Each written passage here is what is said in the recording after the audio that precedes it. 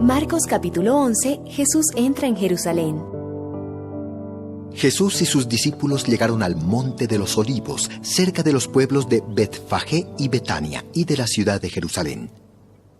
Allí Jesús dijo a 2 de sus discípulos: Vayan a ese pueblo que se ve desde aquí. Tan pronto como entren, van a encontrar un burro atado que nunca ha sido montado. Desátenlo y tráiganlo.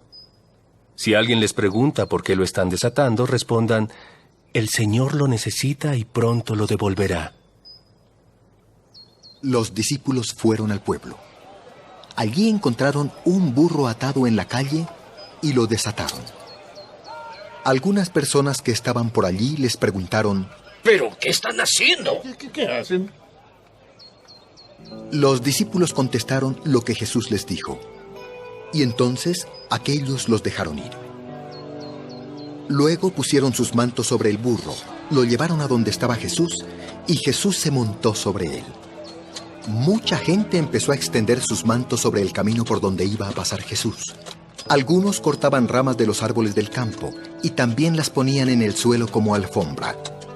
Y toda la gente, tanto la que iba delante de Jesús como la que iba detrás, gritaba: ¡Sálvanos! Bendito tú que vienes de parte de Dios. Que Dios bendiga el futuro reinado de nuestro antepasado David. Por favor, sálvanos, Dios Altísimo. Cuando Jesús entró en Jerusalén, fue al templo y se puso a ver cómo estaba todo. Pero como ya era tarde, se fue con sus discípulos al pueblo de Betania.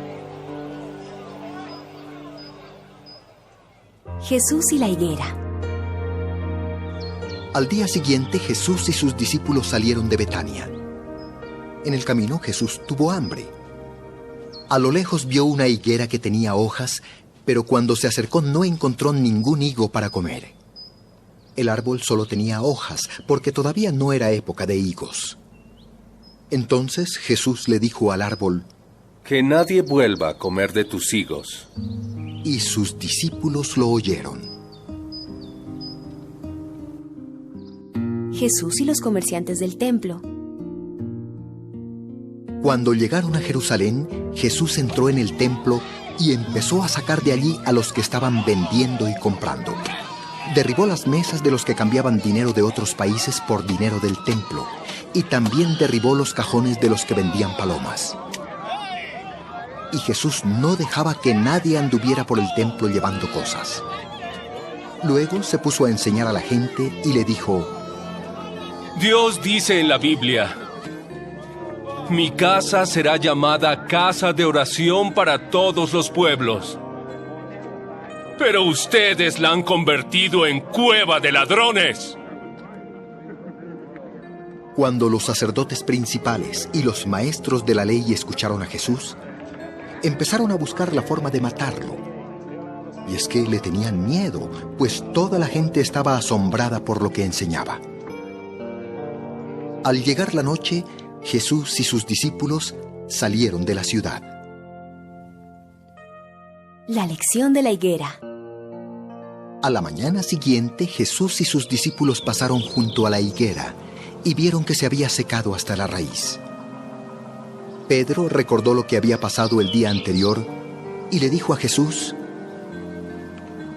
Maestro, mira, el árbol que maldijiste está seco. Confíen en Dios.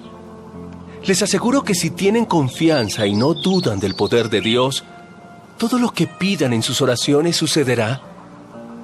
Si le dijeran a esta montaña: quítate de aquí y échate en el mar, así sucedería.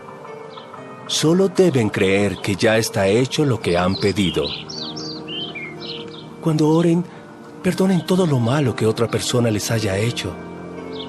Así Dios, su Padre que está en el cielo, les perdonará a ustedes todos sus pecados. La autoridad de Jesús. Después volvieron a entrar en Jerusalén, y mientras Jesús caminaba por el templo, se le acercaron los sacerdotes principales, los maestros de la ley y los líderes del país para preguntarle: ¿Quién te dio autoridad para hacer todo esto? Yo también voy a preguntarles algo. ¿quién le dio autoridad a Juan el Bautista para bautizar? ¿Dios o alguna otra persona? Si me contestan eso, yo les diré quién me dio autoridad para hacer todo lo que han visto.